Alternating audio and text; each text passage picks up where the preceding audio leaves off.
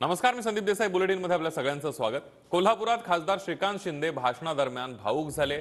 वडिलांसोबत वेळ घालवला असा एकही क्षण आठवत नाही असं श्रीकांत शिंदे म्हणाले. माझ्या वडिलांचा मला अभिमान आहे. बाळासाहेब कुणाची प्रॉपर्टी, प्रायव्हेट प्रॉपर्टी नाही, ते सर्वांचे आहेत असंही शिंदे म्हणाले. शिंदे साहेबांना मी जे पाहिलं हे फक्त आणि फक्त शिवसैनिकांमध्ये पाहिलं.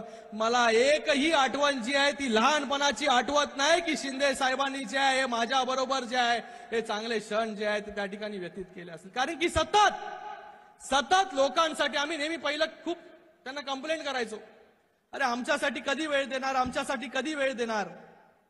त्या प्रश्नाचं उत्तर जे आहे ते त्यांच्याकडे कधी नसायचं. आम्ही ठरवायचो कधी कधी आम्हाला जो आहे तो त्या ठिकाणी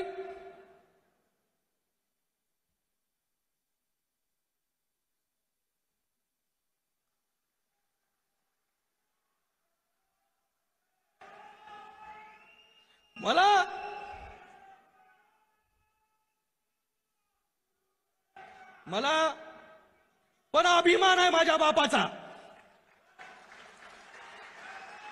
की ज्या बापानी जे आहे या सर्व शिवसैनिकांना जे आहे ते आपलं कुटुंब त्या ठिकाणी मांडलं. म्हणून आज साधारण शिवसैनिक जो आहे तो या महाराष्ट्राचा मुख्यमंत्री होऊ शकला.